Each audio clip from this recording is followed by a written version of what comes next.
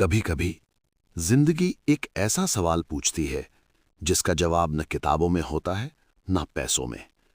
ये कहानी है एक ऐसी शादी की जहां करोड़ों खर्च हुए लेकिन इज्जत दांव पर लग गई थी, और एक ऐसे लड़के की जिसके पास पहनने को ढंग के कपड़े नहीं थे लेकिन आवाज ऐसी जो पत्थर दिल को भी हिला दे।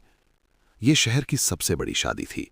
5 स्टार होटल, सोने जैसी रोशनी और नाम ऐसा जिसे सुनकर लोग खड़े हो जाते थे।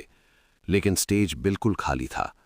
जिस गायक को लाखों दिए गए थे वो ऐन मौके पर नहीं आया, और जब आवाज नहीं होती तो भीड़ शोर नहीं करती, फैसले करती है। उसी भीड़ में एक लड़का चुपचाप खड़ा था जिसका नाम कबीर था, जो फटे पुराने कपड़े पहने हुए, जो कई दिनों से भूखा था। वो मेहमान नहीं था, वो बस खाना खाने आया था। लेकिन उसकी नजर बार बार उस खाली स्टेज पर जा रही थी, क्योंकि उसकी मां कहती थी, जब तू गाता है ना बेटा तो भूख भी चुप हो जाती है। कबीर जानता था वो इस जगह का नहीं है, यहां आवाज नहीं रुतबा चलता है। लेकिन कभी कभी डर से भी बड़ा होता है अंदर का शोर, और उस दिन कबीर ने डर को पीछे छोड़ दिया।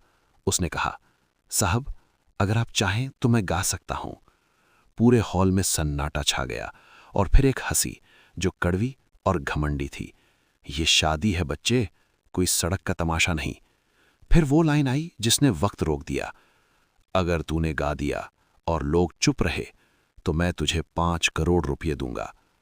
कबीर ने सिर झुका लिया और कहा, पैसे नहीं चाहिए साहब, बस एक मौका चाहिए। जब कबीर ने पहला सुर निकाला, कोई ताली नहीं बजी, कोई शोर नहीं हुआ, सिर्फ पूरे हॉल में सन्नाटा था, जैसे किसी ने शोर भरे कमरे में खिड़की खोल दी हो। कबीर गा नहीं रहा था, वो जी रहा था। हर लाइन में भूख थी, संघर्ष था और सच था। और जब सच गाता है ना तो अमीर गरीब सब बराबर हो जाते हैं। आखिरी सुर हवा में रुका, 1 सेकंड, 2 सेकंड, फिर भी तालियां नहीं फूटी, क्योंकि ये कोई मनोरंजन नहीं था, ये एहसास था। वो आदमी जिसने पैसे से सब खरीदा था आज पहली बार समझा कि आवाज की कोई कीमत नहीं होती। 5 करोड़ सौदा नहीं होंगे, उसने कहा, ये बच्चे के लिए एक शुरुआत होगी। उस रात कबीर अमीर नहीं बना, लेकिन अकेला रहना बंद हो गया। स्कूल, म्यूजिक, मौके सब धीरे धीरे आने लगे, और सबसे बड़ी बात, अब उसे अपने सपने से डर नहीं लगता था।